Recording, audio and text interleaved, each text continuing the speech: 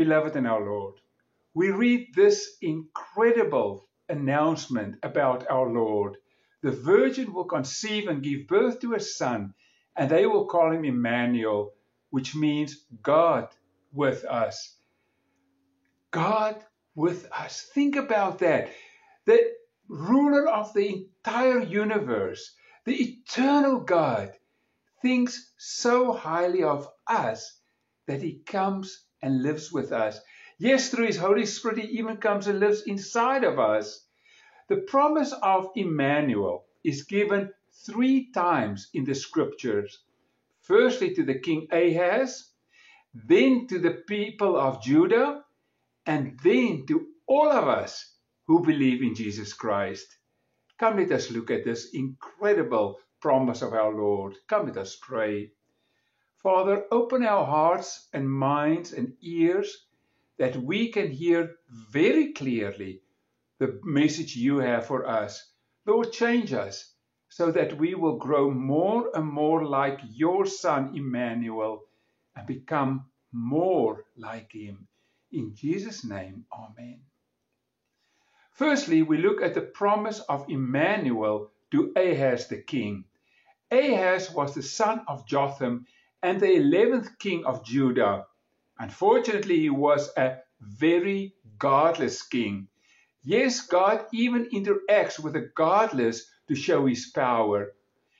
Ahaz stopped following the ways of the 4 relatively good kings who preceded him. And I use that word relatively.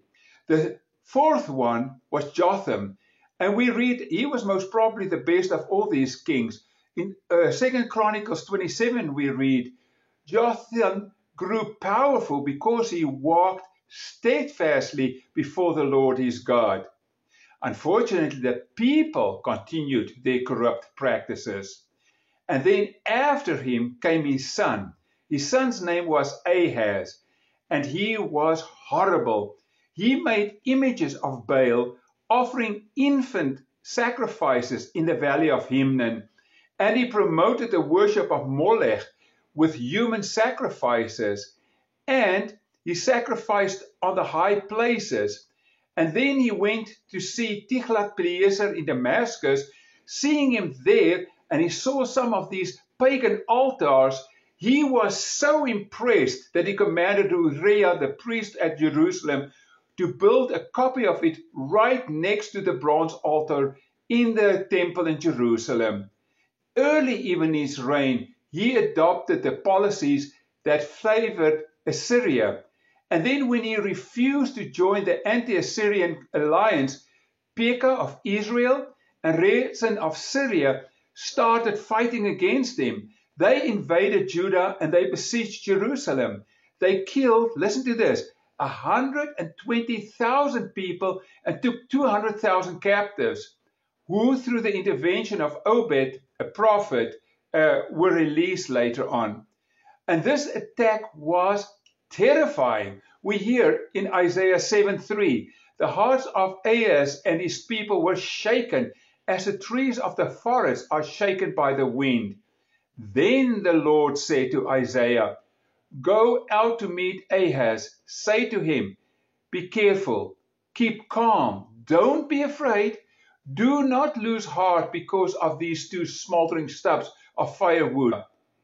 They said, let us invade Judah, let us tear it apart and divide it among ourselves, and then put somebody else on the throne, the son of Tabeel, king over it. Judah, as you can hear, is in a massive mess. But it was to King Ahaz that God announced the first Emmanuel promise through Isaiah more than 700 years before the coming of our Lord. And he gives wonderful promises. God will help Ahaz in his precarious circumstances. Only God can save. There's hope for this terrified Ahaz. It is a wonderful promise. God will save. Emmanuel means God with us. God will be with him. God will save, and God can do it. Furthermore, we read in verse 10, the Lord spoke to Ahaz, ask the Lord your God for a sign. whatever in the deepest depths or in the highest heights. But Ahaz pretended piety and said, I will not ask, I will not put the Lord to the test. He just doesn't want to have communication with the Lord. Then Isaiah said, Hear now, O house of David. Is it not enough to try the patience of humans? Will you try the patience of God also? Therefore, the Lord himself will give you a sign. A young woman will conceive and give birth to a son, and will call him Emmanuel. God is with us. Before the boy knows enough to reject the wrong and choose the right, the land of the two kings you dread will be laid in waste. All Ahaz gave to do was to turn to the Lord. God will be with his people. God himself will give a sign which is verifiable before this boy knows enough to reject the wrong and to choose the right. The land of these two kings will be dread, will be laid waste. What did Ahaz do? Run to the Lord and say, yes, I want to follow you. I want to believe in you. No, he refused to return to the Lord and trust him. He plunged even deeper into idolatry and self-destruction. He was militarily defeated. Edom revolted and took captives from Judah. The Philistines invaded Judah, capturing several cities. Rezin of Damascus seized control of Elath, Judah's port at the Gulf of Aqaba. At his death, Ahaz was buried without honor in Jerusalem. He was deemed unworthy of burial in the royal tombs. Yes, God gave him a sign, and he refused the Lord's help.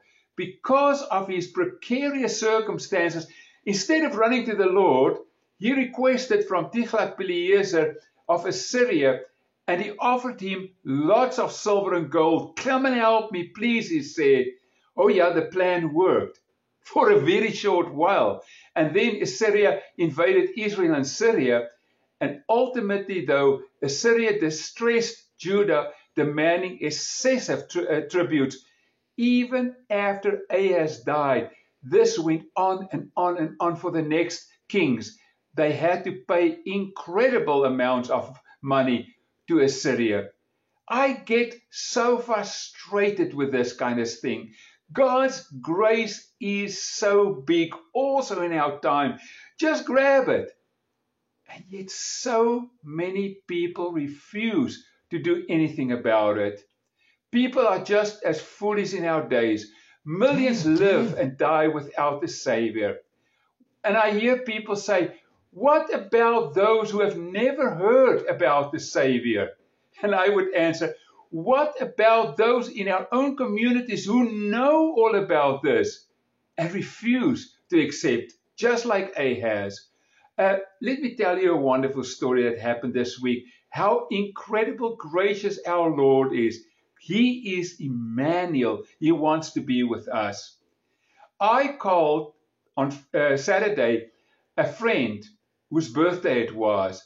And as my friend answered the phone, I could hear a commotion in the background. I said, oh, you have a party going on for you. I don't want to intrude.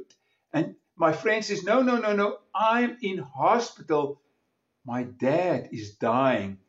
I knew this dad for a long time, and my heart sank right into my shoes. We prayed for this man who's in his 90s for more than 8 years for salvation. But this man never showed any interest to God. Oh, he was a wonderful person. I met him a few times, but he didn't want to yield to the Lord. And as my friend most probably heard in my voice that I am downtrodden, I didn't say a word, but my friend could hear it. And therefore my friend said, let me tell you the good news. Just yesterday, my dad said to me, or he tried to say, but he was already so sick that my friend couldn't hear what the dad said. And putting my friend's ear close to the dad, there was a whisper, but it was not, my friend couldn't figure it out. And then the dad started writing on a piece of paper, very weak, but I want to go to heaven. And my friend, luckily as a Christian, and the father knew about Christ, knew the way of salvation. So it was relatively easy to explain that and then pray the sinner's prayer. Oh Lord, I am sorry for my sins. I need you to forgive me. Thank you that Christ paid the price on the cross. I give my life to you. And when the dad opened his eyes, he had this broad smile on his face, showing to heaven. He knew then he's going to heaven. And over the next night, every now and then he would show to heaven how good is God. God is with us. And then the next day, my friend called me and said, Dad is gone. My friend's dad was never a person who was very patient. So after he made a confession to Christ, he said, now I want to go fast. I want to go. God must come and take me. God was faithful and God took him home. That is our God. God is with us. Emmanuel. Come, let us pray. Lord, thank you for your incredible grace, your mercy. And yes, you call each one of us to live for you with all of our being. The choice is ours. If we accept what you did for us on that cross, we are yours. If we reject you, we do not see eternal life. Lord, make us wise to walk with you and to find you. It is so simple to just believe in Christ Jesus and what he did for us on that cross. Thank you for your grace, Lord. Help us to live for you. In Jesus' name, amen. Emmanuel, God is with us. God wants to be with you. Let him draw you close to him. May the grace of our Lord Jesus Christ, the love of God the Father, and the fellowship of the Holy Spirit be with you all now and forevermore. Amen.